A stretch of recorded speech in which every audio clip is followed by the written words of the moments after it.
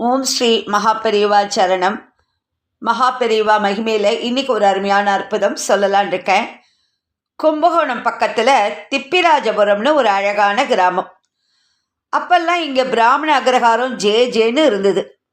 ஒரு வேத பாடசாலையில் நிறைய கட்டு குடுமி அப்பளா குடுமி வைத்த பையன்கள், எல்லாருடைய கழுத்திலும் ருத்ராட்சம், பூணல், நெற்றி, மார்பு, கைகளில் விபூதி பட்டையோடு, இடுப்பில் ஒத்தை வேஷ்டி, திறந்த மேல் பாதியோடு பால் வடியும் 5 வயது குழந்தைகள் முதல் 10-12க்கும் மேற்பட்ட பையன்கள் சிரித்து கொண்டு விளையாடுவார்கள். வேதம் சொல்லித்தர நிறைய வேத விற்பனர்கள், சாஸ்திர பண்டிதர்கள் வாழ்ந்தார்கள். தெருவின் இரு பக்கமும் ஒன்றோடு ஒன்று இடித்து கொண்டு ஓட்டு வீடுகள், குடிசை தாழ்வாரங்கள், திண்ணைகள், வாசலில் காவி மாக்கோலங்கள் அழிவதே இல்லை. திண்ணையில் பெரியவர்கள் எப்போதும் உண்டு. பக்கத்தில் உள்ள ஊர்களும் அப்படியேதான் இருந்தது. எங்கும் சாயந்தரமானால் தீபங்கள் திண்ணையில் வாசலில் எரிந்து லக்ஷ்மிகரமாக இருக்கும். ஆண்கள் பெண்கள் சொல்லும் ஸ்லோகங்கள் காதில் தெருவில் போகும்போது கேட்கும். இந்த கிராமங்களை கண்டாலோ நினைத்தாலோ நமக்கே சந்தோஷம் வருமே. மகாபெரிவா எவ்வளவு ரசித்திருப்பார். திப்பிராஜபுரத்தில் மகாபெரிவா ஒரு நாள் ஜெய ஜெய சங்கர ஹர ஹர சங்கர என்னும் கோஷம் முழங்க பல்லக்கில் விஜயம் செய்தார். எல்லார் வீட்டு வாசலிலும் வாழை மர மாவிலை தோரணம். மேனா ஒவ்வொரு வீட்டு வாசலிலும் நிற்க வேத மந்திரங்கள் ஒலிக்க பூரண கும்ப வரவேற்பு. தொட்டு ஆசீர்வாதம் பண்ணினா மகாபெரிவா. தெருவில் எல்லாரும் நமஸ்காரம் செய்தார்கள்.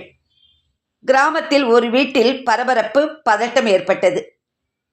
பெட்டிக்குள் இருந்து பூரண கும்பத்துக்காக வெள்ளி சொம்பை ரெடியாக வைத்து கொண்டிருந்தார் அந்த வீட்டுக்கார தனவந்தர். ஒரு பணக்காரர் அவர். வாசலுக்கு வந்து பெரியவாளை தரிசிக்க வேண்டுமா, இப்படி ஒரு சிந்தனையோட இருந்தார். வாசலில் மேனா நின்றது. உள்ளே இருந்து மகாபெரிவா கை காட்டி வாயே என்று அழைத்தார். தன்வந்தருக்கு தூக்கி வாரி போட்டது. இந்த சொம்பை அலம்பவோ தீர்த்தம் நிரப்பவோ இல்லையே. குற்ற உணர்ச்சி கூனி குறுகி தலை கவிழ்ந்தது. தானே அவர் கையில் இருந்த வெள்ளி செம்பை பிடுங்கி அதில் மேனாவிலிருந்து குங்கும பிரசாதத்தை ஒரு பிடி அள்ளி எடுத்த பெரியவா தனவந்தரின் காலியாக இருந்த வெள்ளி சொம்பினில் போட்டு அவரிடம் கொடுத்து க்ஷேமமாயிரு என்று ஆசிர்வதித்தார். தனவந்தர் பெரியவாளின் முன் சாஷ்டாங்கமாக விழுந்து நமஸ்கரித்தார். பேசவே முடியவில்லை. பொலபொலவென கண்ணில் நீர் கொற்றது. சில நிமிடங்களுக்கு பிறகு தன்னை ஆஸ்வாசப்படுத்தி கொண்டு, குருவே, மகா தெய்வமே, பேச முயற்சி பண்ணியும் பேச்சு தொடர முடியல. 2 வார்த்தை தான் பேச முடிஞ்சது. மகாபெரிவா மெல்லிய புன்சிரிப்போடு நீ போகலாம் என்பது போல சைகை காட்டினார். மேனா அங்கிருந்து நகர்ந்தது. ஊர் மக்களுக்கு ரொம்ப ஆச்சரியம். அட, பக்தி ஸ்ரத்தையுடன் எல்லோரும் பூரண கும்பம் அளித்தபோது அவற்றை தொட்டு மட்டுமே ஆசிர்வதித்த பெரியவா இந்த தன்வந்தருக்கு மட்டும் குங்குமம் கொடுத்து ஆசிர்வதிக்கிறாரே, பரவாயில்லை, தனவந்தர் அதிர்ஷ்டசாலிதான் என்று பேசிக்கொண்டார்கள். உண்மைதான். சீரும் சிறப்புமாக வாழ்ந்த தனவந்தர் சமீபத்தில் ஏதோ பெரிய நஷ்டம் வந்தது, நொடித்து போய்விட்டார். அதற்கு பிறகு வெளியே வருவதும் இல்லை, யாருடனும் பேசுவதும் இல்லை, எவரையும் சந்திப்பதும் இல்லை. தனித்து அவமானத்தால் வீட்டிலேயே அடைப்பட்டு கிடந்தார். அதனால்தான் பெரியவா வீட்டு வாசலில் வந்து நின்றபோதும் வெளியே வர தயங்கினார் அந்த தனவந்தர். இதை உணராமலா இருப்பார் மகாபெரிவா? அந்த தனவந்தர் வாழ்ந்து கெட்டவர் என்பதை அறிந்தவர்.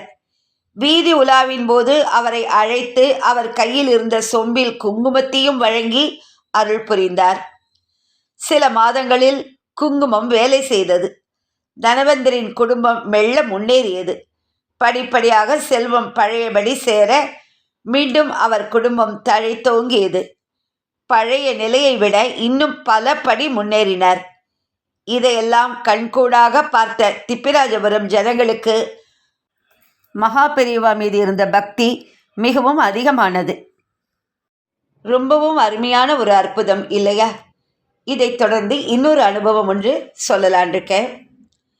எல்லையில்லா கருணை கடலான காஞ்சி மகாபெரிவாளிடம் எல்லையில்லா பக்தி கொண்டு அதன் பலனாய் அந்த நடமாடும் தெய்வத்திடம் நெருங்கி பழகி அவருக்கு 50 வருடங்களாக கைங்கரியம் செய்யும் பேறு பெற்றவர் ஸ்ரீமடம் பாலு அவர்கள்.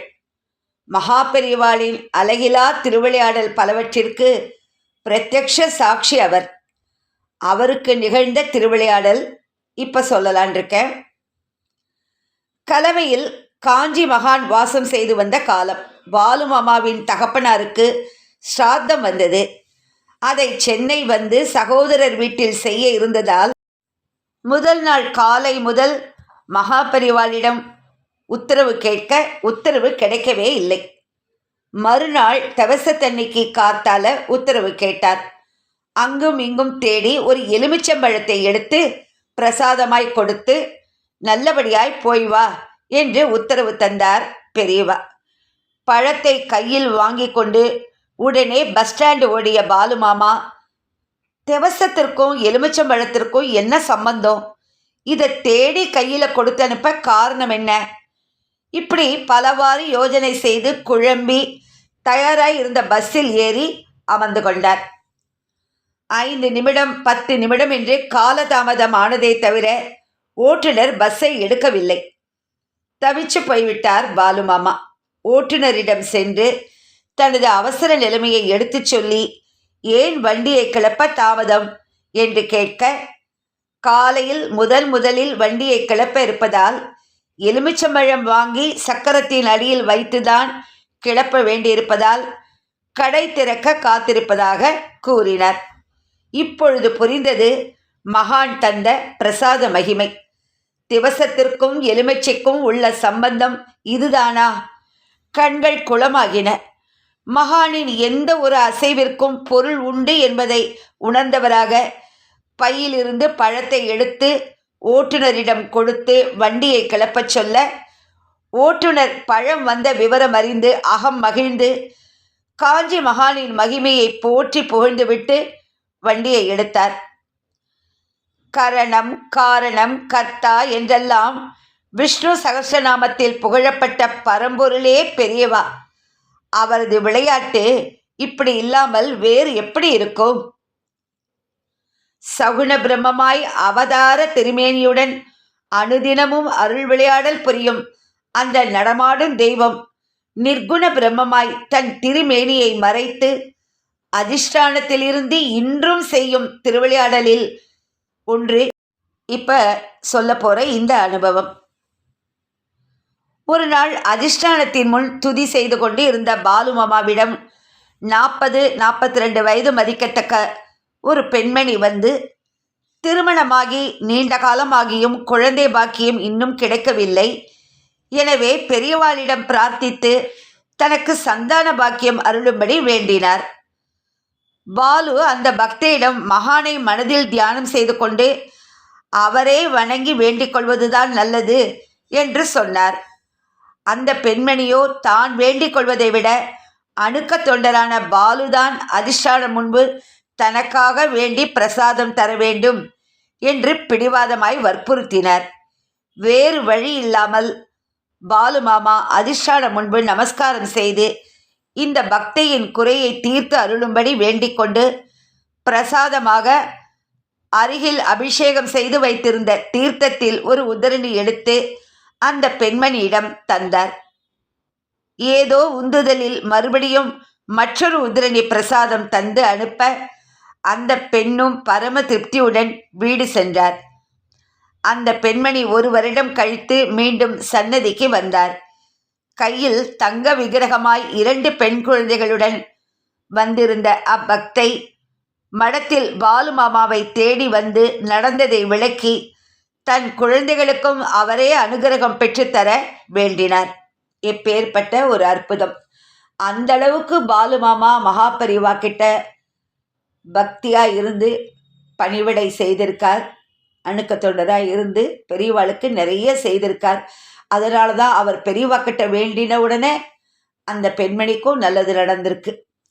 அபார கருணா சிந்தும் ஞானதம் சாந்த ரூபினம் ஸ்ரீ சந்திரசேகர குரும் பிரணமாமி முதான்வகம்.